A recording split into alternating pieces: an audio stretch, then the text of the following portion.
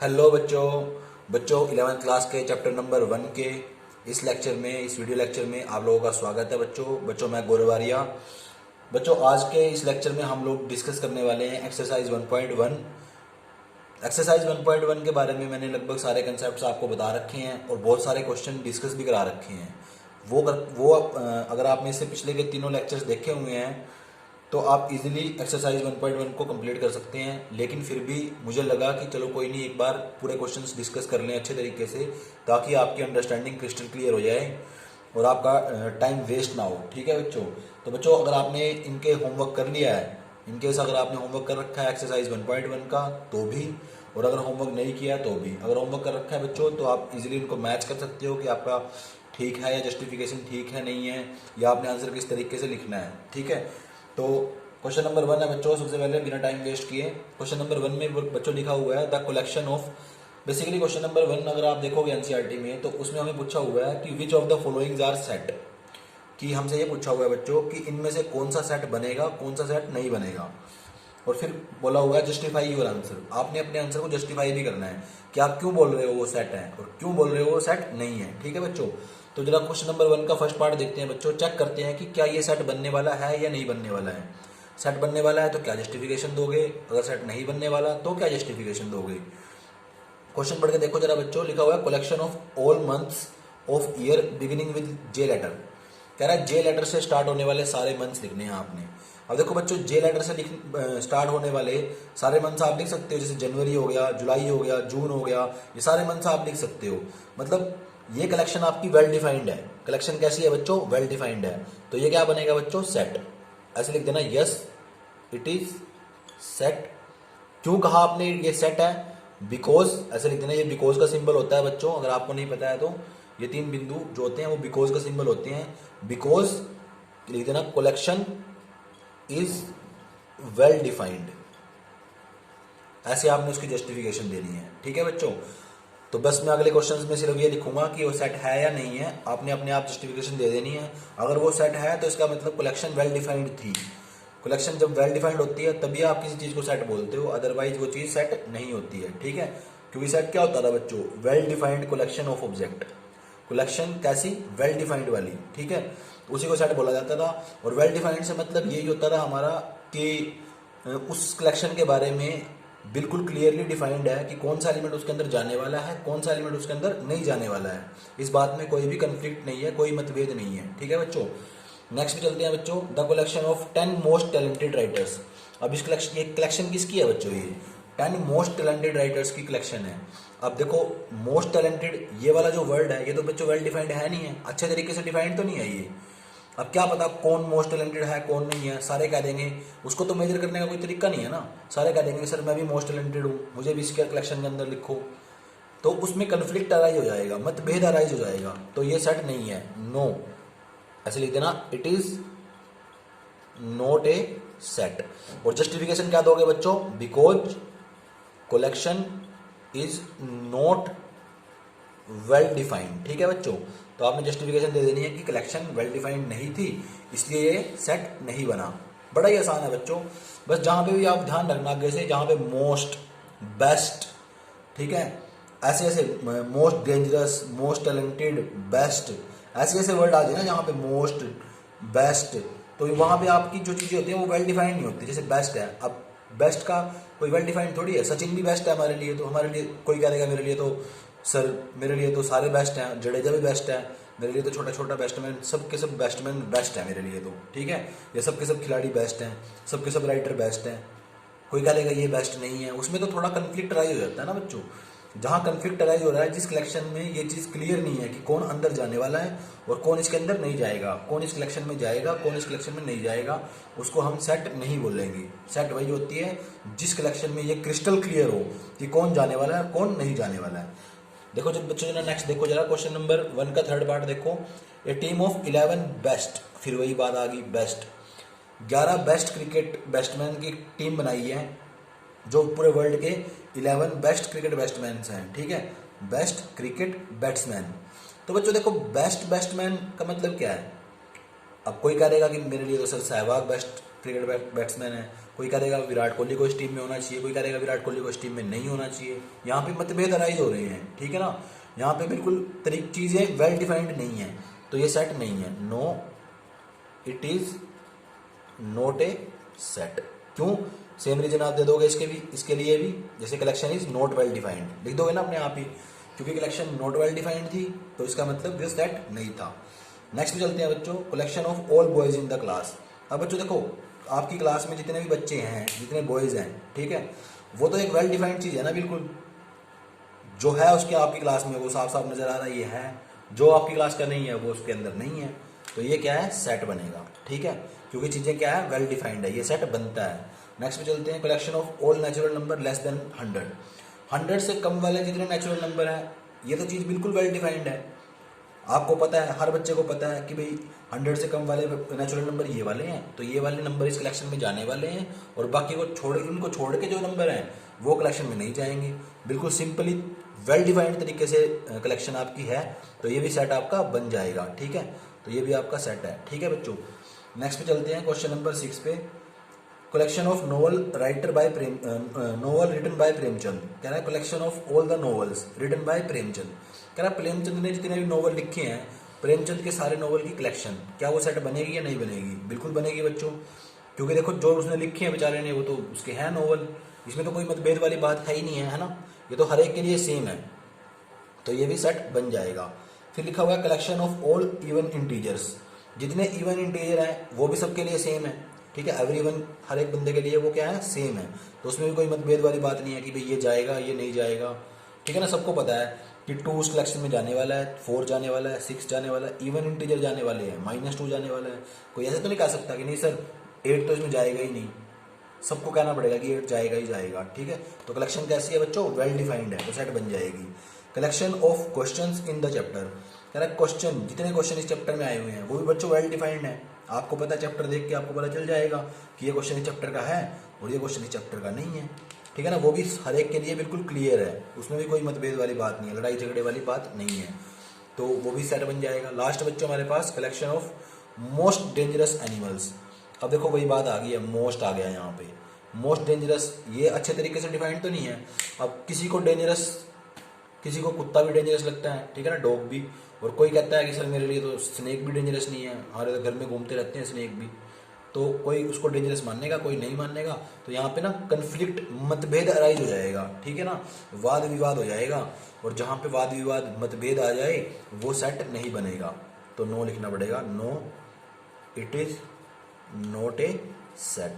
और रीजन क्या दोगे बच्चों, collection is not well defined. तो जो आपको देखने से पता चल गया है कि जहाँ पे मोस्ट, बेस्ट, इस टाइप के वर्ड्स आते हैं वहाँ पे कलेक्शन वेल डिफाइंड नहीं होती, ठीक है ना, क्योंकि ये वाले वर्ड वेल डिफाइंड नहीं है, ठीक है ना। जैसे मोस्ट टैलेंटेड बोल दें तो आपको क्या पता कि वो टैलेंटेड है या नहीं है, मतलब वो अपने आप को कह सकता है कि सर मैं भी टैलेंटेड हूँ, ऐसा तो कोई भी नहीं बोलेगा कि मैं आप टैलेंटेड नहीं हूँ, और दूसरे को कोई कहेगा नहीं कि ये टैलेंटेड है, तो वहाँ पे तो कन्फ्लिक्ट अराइज हो रहा है, ठीक है ना। वो चीज़ें सबके लिए सेम नहीं है, वो यूनिवर्सली एक्सेप्टेड नहीं है, तो वो सेट नहीं बनते।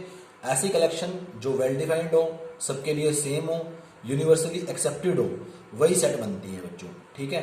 तो बस मैंने ट्रिक आपको बता रखी है, जहाँ पे मोस्ट आ जाए, बेस्ट आ जाए, वो वाली कलेक्शन आपकी सेट नहीं बनेगी, बाकी की सारी कलेक्शन आपकी सेट बन रही है। तो देखने से आपको पता चल रहा है बच्चों। चलिए बच्चों नेक्स्ट क्वेश्चन पे चलते हैं।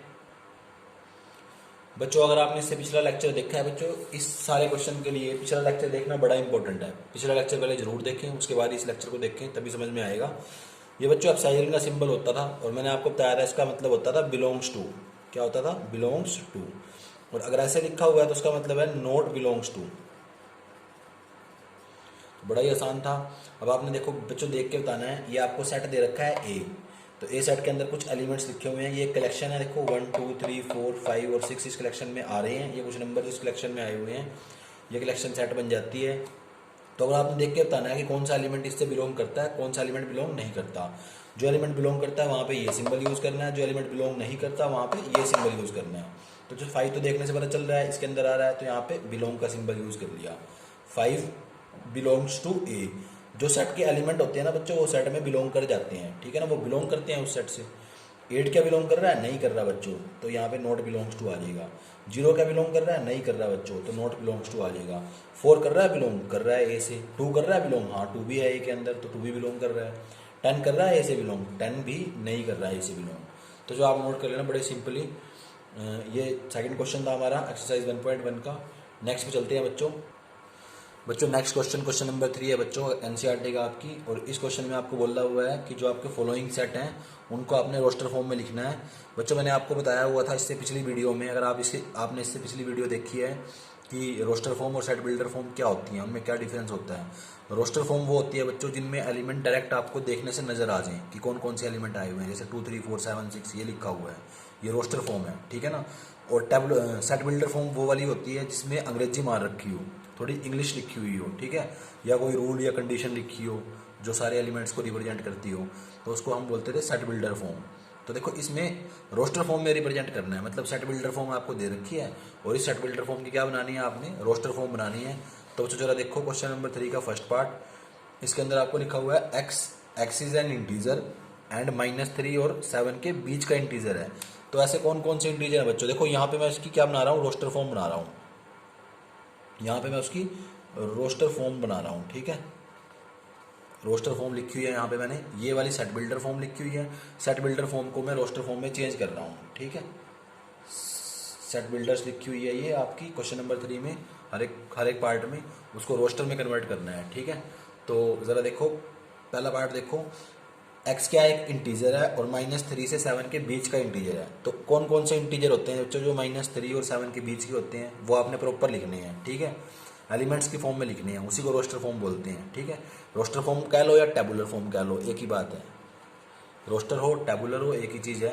और किसको बोलते हैं, जहाँ एलिमेंट डायरेक्ट आपको देखने से नजर आ जाए। तो सीधी सी बात है, आपने इंटीजर लिखने हैं -3 और 7 के बीच के।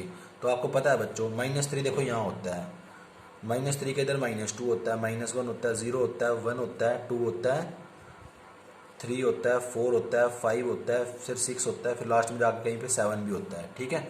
तो देखो कह रहा है -3 से x कैसा है, बड़ा है।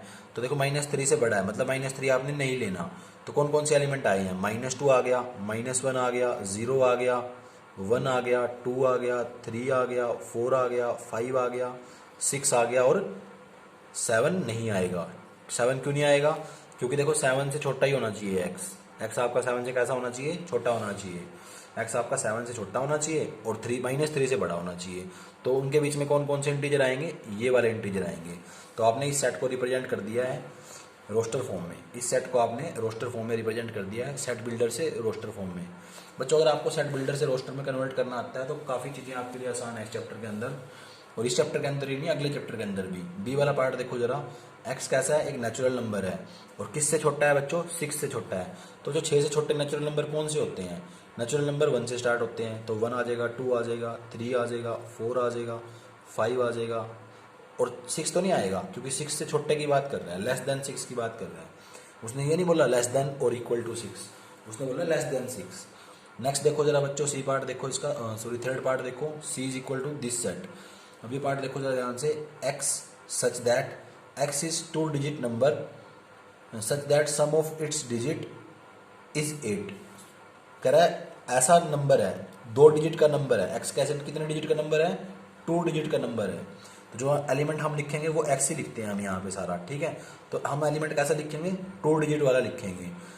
2 डिजिट नंबर है और इस तरीके से है कि उनके दोनों डिजिट का सम कैसा है, 8 आना चाहिए। तो ऐसे कौन कौन से नंबर हैं जिनके दोनों डिजिट का सम करने पे 8 आ जाए, 2 डिजिट के नंबर होने चाहिए। तो देखो बच्चों ऐसे नंबर हमें देखो 2 डिजिट के नंबर जो होते हैं वो हमारे 10 से लेके और 99 के बीच के होते हैं, ये आपको पता है। तो जो ये वाले नंबर है वो 10 और 99 के बीच के ही होंगे। हमें सिर्फ इतना चेक करना है कि 10 और 99 के बीच में ऐसे कितने नंबर हैं, कौन कौन से नंबर हैं जिनका सम ऑफ डिजिट कितना आता है, 8 आता है। तो देखो 10 और 20 के बीच में किसका सम ऑफ डिजिट 8 आएगा, 17 का आएगा, बड़ा आसान है, करके ऐड देखो, और किसी का नहीं आएगा, चेक कर लेना बेशक। 20 और 30 के बीच में किसका आएगा बच्चों, 26 का आएगा। 20 और 30 के बीच में किसका आएगा, 26 का ही सम ऑफ डिजिट कितना आएगा, 8 आएगा। और 30 और 40 के बीच में 35 का सम ऑफ डिजिट 8 आएगा। 40 और 50 के बीच में 45 का सम ऑफ डिजिट 8 आएगा। आगे बढ़ते हैं बच्चों, 50 60 के बीच में 50 3 का सम ऑफ डिजिट 8 आएगा, और 60 और 70 के बीच में 62 का सम ऑफ डिजिट 8 आएगा, 70 से 80 के बीच में 71 का सम ऑफ डिजिट 8 आएगा, और उसके आगे 80 का भी सम ऑफ डिजिट 8 आता है। इसके बाद किसी का भी सम ऑफ डिजिट 8 नहीं आएगा। तो ये आपका सेट है जिसके अंदर 17 आ गया, 26 आ गया, 35 आ गया, 44 आ गया, 53 आ गया, 62 आ गया, 71 आ गया और 80 आ गया। ठीक है, ये एलिमेंट आ गए हैं। बड़ा ही आसान था बच्चों, थोड़ा सा दिमाग लगाना था आपने और इजीली आप इसको निकाल सकते थे। नेक्स्ट पे चलते हैं बच्चों। कह रहा है x एक प्राइम डिवाइजर है किसका, 60 का। x कैसा है, एक प्राइम डिवाइजर है। इस सेट को हमने रोस्टर फॉर्म में चेंज करना है। तो प्राइम डिवाइजर है 60 का प्राइम डिवाइजर। अब 60 के डिवाइजर कौन कौन से होते हैं, 60 के सारे डिवाइजर लिख लो आप। 1 60 को डिवाइड करता है, कौन कौन से नंबर 60 को डिवाइड करते हैं, 1 करता है, 2 करता है, 3 करता है, 4 करता है, 5 करता है बिल्कुल, 6 भी अपने आप को डिवाइड 60 को डिवाइड कर देगा, 7 8 नहीं करेंगे, 9 भी नहीं करेगा, 10 कर देगा बच्चों इसको डिवाइड, 11 नहीं करेगा, 12 कर देगा, 13 14 ये कोई नहीं करेंगे, 15 कर देगा, फिर 16 17 18 19 20 करेगा उसके बाद डायरेक्टली, 20 के बाद 30 डिवाइड करेगा, 30 के बाद 60 अपने आप को डिवाइड करेगा। तो यही सारे नंबर हैं बच्चों जो 60 को डिवाइड करते हैं। इनके अलावा कोई नंबर 60 को डिवाइड नहीं करता। पर आपको प्राइम की बात कर रखी है उसने, ठीक है, प्राइम डिवाइजर देखना है आपने इनमें से। तो देखो प्राइम कौन सा नंबर होता है, 1 से बड़ा वो नंबर जो सिर्फ अपने आप से डिवाइड होता हो या 1 से डिवाइड होता हो वही प्राइम होता है। देखो 1 से बड़ा नंबर मतलब 1 प्राइम नहीं है, इस बात को बच्चों भूल जाना, 1 प्राइम नहीं है।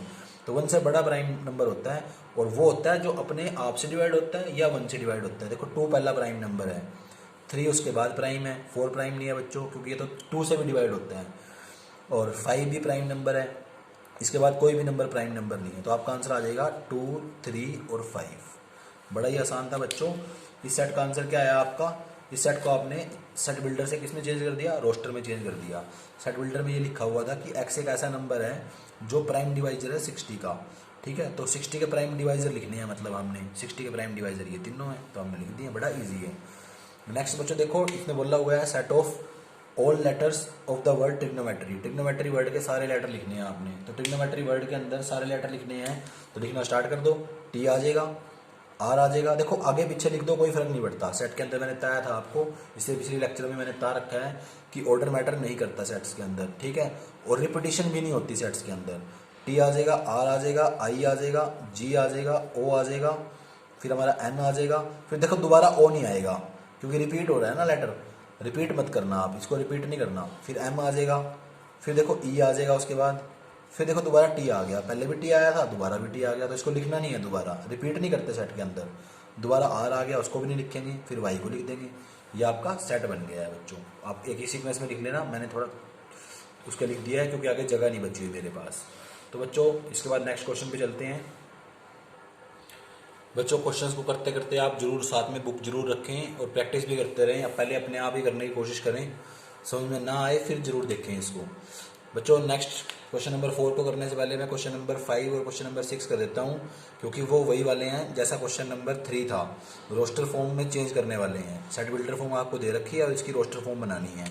तो बड़ा ईजी है बच्चों सेट बिल्डर फॉर्म को रोस्टर फॉर्म में बनाना, लेकिन रोस्टर फॉर्म को सेट बिल्डर फॉर्म में बनाना थोड़ा सा टिपिकल है, वो मैं लास्ट में कराऊंगा। क्वेश्चन नंबर 4 है जो, ठीक है। तो देखो जरा, A is equal to x such that, ऐसे पढ़ते हैं इसको, A is equal to x such that, इनका मतलब होता है such that x is odd natural number. कह रहा है x कैसा नेचुरल नंबर है, odd natural number. Natural number start कहाँ से होते हैं, 1 से होते हैं, और ओड वाले कौन कौन से होते हैं, जो 2 से डिवाइड नहीं होते, यानी 1 3, ये आपको पता ही है बच्चों, 5 7।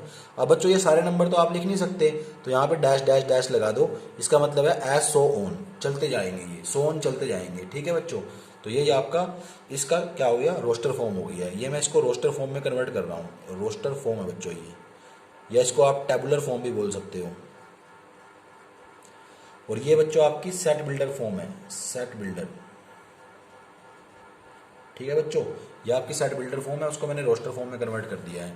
सेकंड पार्ट देखो जरा बच्चों, x कैसा है, इंटीजर है, और कैसा इंटीजर है, जो -1/2 से बड़ा है और 9/2 से छोटा है। -1/2 का मतलब कितना होता है, 0.5, तो -0.5 से बड़ा है x, ठीक है, और 9/2 का मतलब क्या है, 4.5, 4.5 से छोटा है। तो इनके बीच वाले इंटीजर लिखने हैं आपने। तो देखो आपको पता है नंबर लाइन आप ड्रॉ करोगे तो यहाँ 0 आता है, 0 के बाद यहाँ पे -1 आता है, और 0 और -1 के बीच में क्या आता है, 0.5 भी आता है माइनस का। तो बच्चों देखो इससे आपने क्या करना है, x की वैल्यू -0.5 से बड़ी है तो बड़ी वैल्यू राइट साइड में मिलती है, आपको पता है इस चीज़ का। यहाँ पे 1, यहाँ पे 2, यहाँ पे 3, यहाँ पे 4, यहाँ पे 5, 4 और 5 के बीच में कहीं पे क्या आएगा, ये 4.5 भी आएगा। और x की वैल्यू 4.5 से छोटी है, छोटी वैल्यू हमेशा लेफ्ट में मिलती हैं, छोटी वैल्यू कहाँ मिलेंगी, लेफ्ट में मिलेंगी। तो ये आपके आंसर हैं, इनमें जो इंटीजर आ रहे हैं वो आपके आंसर है। तो बताना बच्चों जरा, इसके इसके और इसके बीच में कौन कौन से इंटीजर आ रहे हैं।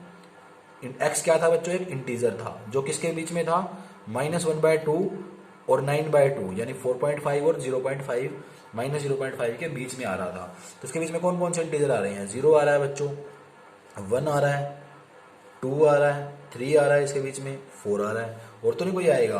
तो ये आपका आंसर है। ये तो बच्चों मैंने जस्ट आपको समझाने के लिए लिखा है, आपने सिर्फ इतना लिखना है। अगर आपको डायरेक्ट समझ में आता है तो आप डायरेक्ट लिख दो, कोई फर्क नहीं पड़ता उससे, बड़ा आसान है। नेक्स्ट देखते हैं बच्चों, इसने बोला है एक्स कैसा है, इंटीजर है, और ऐसा इंटीजर है बच्चों जिसका स्केयर 4 या 4 से कम होएगा, ठीक है, लेस देन और इक्वल टू क्या लिखा हुआ है, 4। तो ऐसे कौन कौन से इंटीजर हैं जिनका स्केयर 4 या 4 से कम होता है। बच्चों देखो 0 है, 0 का स्केयर करोगे 0 आएगा, 0 4 या 4 से कम है। इनमें से एक चीज होनी चाहिए, या तो 4 से कम हो उसका स्केयर या 4 के बराबर हो, लेस देन और इक्वल टू लिखा हुआ है, ठीक है। 1 है बच्चों, 1 का स्केयर करोगे तो 1 आएगा, वो 4 से कम है। -1 भी है बच्चों, -1 का स्केयर करोगे तब भी 1 आएगा, क्योंकि नेगेटिव का स्केयर करते हो तो वो पॉजिटिव ही आता है, ठीक है। -1 का स्केयर करने पे 1 आएगा, और वो भी आपका 4 से कम है। 2 का स्केयर करोगे तो 4 आ जाएगा, 2 का स्केयर करोगे, कोई 2 नंबर लोगे आप और उसका स्केयर कर दोगे तो 4 आ जाएगा, वो 4 इक्वल टू 4 आ गया। तो हमने ऐसे नंबर लिखने थे ना, ऐसे इंटीजर लिखने थे जिसका स्केयर करने पे 4 या 4 से कम रहे, या तो 4 आ जाए या 4 से कम आए। तो 2 का स्केयर करने पे 4 आ रहा है तो वो भी चलेगा, और एक आ जाएगा -2, क्योंकि -2 का स्केयर करने में क्या मिलेगा आपको, 4 ही मिलेगा, तो 4 के बराबर आ रहा है। तो मतलब हमने ऐसे नंबर लिखने हैं यहाँ पे, ऐसे एक्स लिखने हैं जिसका स्केयर करने पे 4 रहे वैल्यू या 4 से कम रहे, ठीक है। तो ये सारे वो नंबर हैं जिनका स्केयर करने में वैल्यू 4 रहती है या 4 से कम रहती है, तो वो सारे लिख दिए मैंने, बड़ा ही आसान था। ये वाले क्वेश्चन तो बड़े आसान होते हैं बच्चों। लेटर लिखने हैं आपने, लेटर्स को लिखना है आपने। एक्स क्या है बच्चों, x is letter of the word loyal, loyal word का लेटर है, तो एल आ जाएगा, ओ आ जाएगा, वाई आ जाएगा और ए आ जाएगा। दोबारा से यार लिखने की ज़रूरत नहीं है, क्योंकि सेट्स के अंदर रिपीटेशन अलाउड नहीं होती, ठीक है बच्चों। तो बड़ा ही आसान था। नेक्स्ट पे चलते हैं बच्चों, नेक्स्ट देखते हैं।